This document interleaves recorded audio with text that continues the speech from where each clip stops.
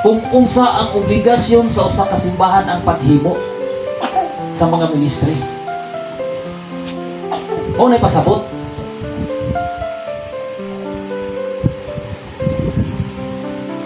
Mga agnita, di ba?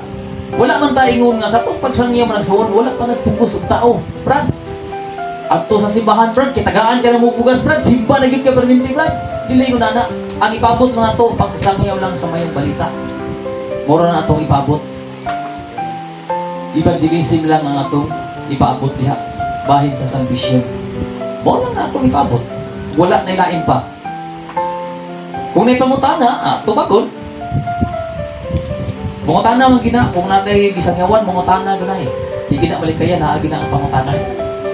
Dili gina malikayan managsuon, naagi na ang mga pagpangutana. Kung magisgot ta diha managsuon ha, kining apan kinahanglan managtubo hinuon kamo sa grasya. Oh, grasya ha. Ug napay sumpay og sa kahibalo. O karon, magisgot ta og kahibalo. Gusto ka ba mahibalo sa imong kaugalingon? Makabalo sa imong kaugalingon? Gusto mo dili? Kung gusto mo makabalo bahin diha, kung gusto mo makabalo managsuon sa tanan nga buluhaton diha sa Ginoo, sige, paghimo mo. Kuyog mo, uban og paminaw kung unsa ang mga ginamando, kung unsa ang mga ginatudlo sa atong mga sa atong pastor. Ang pagtudlo sa pastor, wala na ipagkulang eh. Puros na tama. O, di ba? Kay balo sa atong Ginoo og manuluwas guys nga si Jesucristo. Di ba? Kung gusto ta mahibalo managsuon, magbuhat ta og duol ta diha sa atong buhay nga Dios. Di ba? Si Jesucristo pagkamatay niya, asa siya dapit nga nabutang. Di ba dito na sa kiliran sa itong Ginoo? Unta, example na ba? Unta, may sama po tayo nana. Nga pagmamatay, tama ng suon, buhaan ta sa Ginoo na, punta sa kiliran sa Ginoo.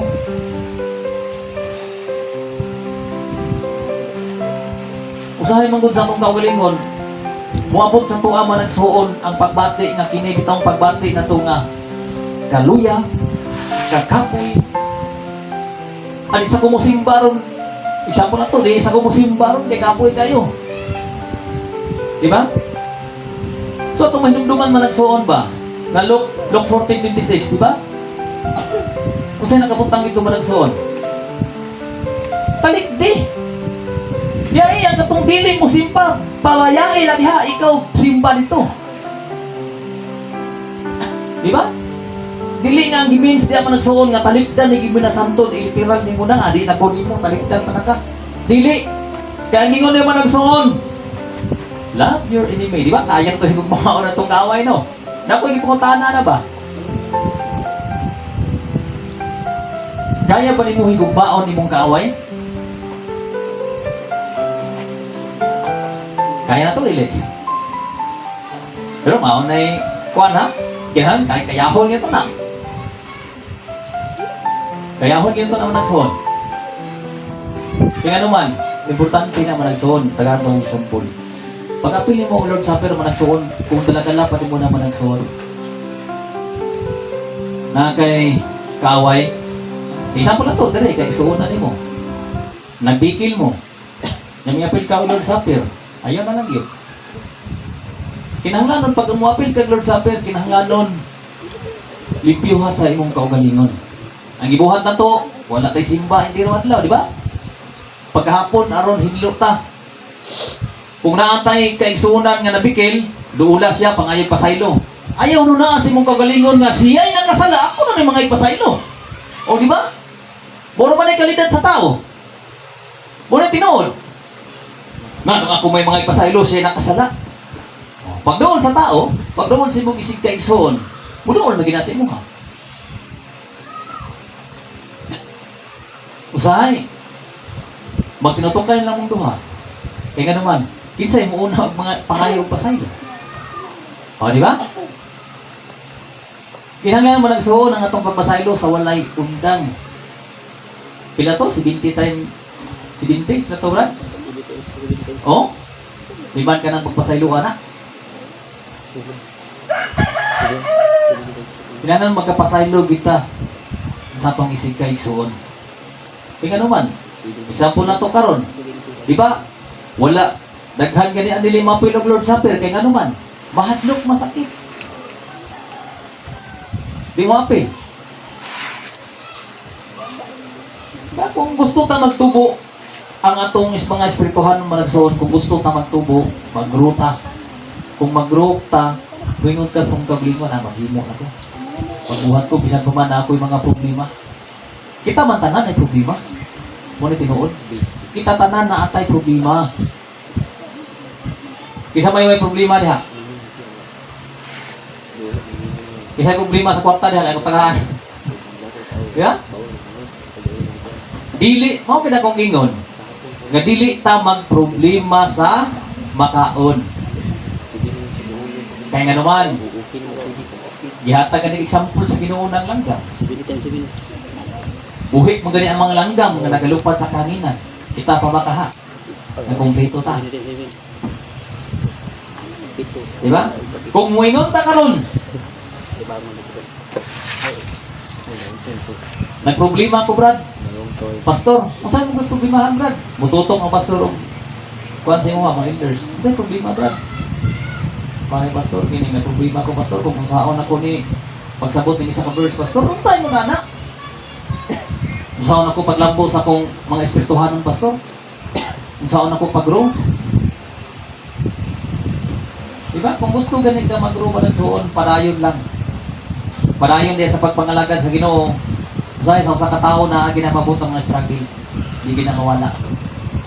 Kaya ka na, taste na eh. Paghatag og touch, taste na. Testing na. Testing na sa imo ha. Kaya naman, mo na isulod na to eh. Last nga verse managsuon. Jude. Jude chapter 1 verse 20. Apan kamo mga hinigugma, kinahanglan managtubo. Nagi po na managtubo, no? Mawala mo nagtubo. Diha sa inyong balaan, uyamot, ngat, tinuhuan, magampo kamo diha sa Espiritu Santo.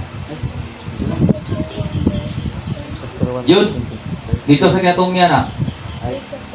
Sunod sa 3 John 1:20. Isa lang na siya ka verse. Chapter. Isa lang na siya ka chapter ang Jude. Di ba?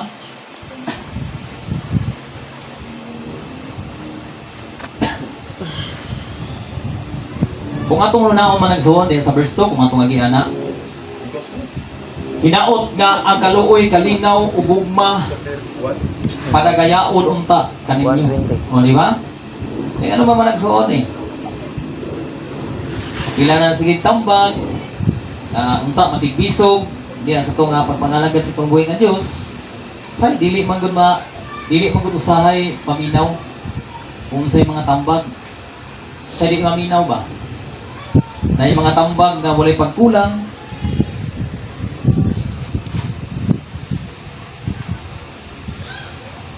Kaya ngingon diya sa verse 20 man nagsuon.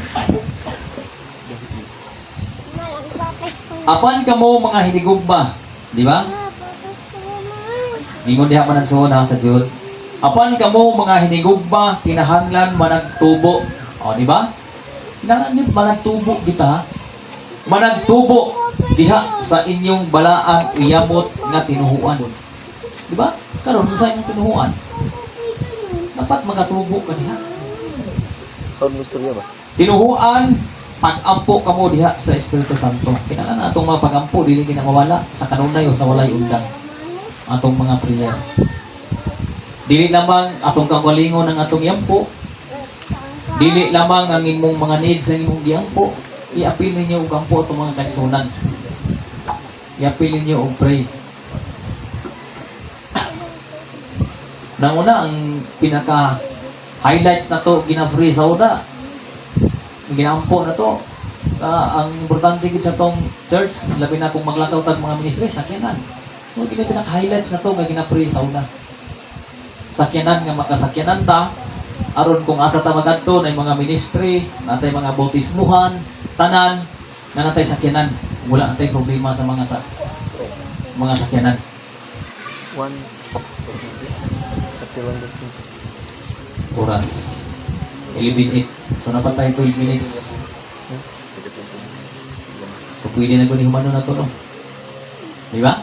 Pwede na to humano din sa kaya nga naman napatay mga kining question and answer, napatay kuhan. So diha na siguro sa kakutob.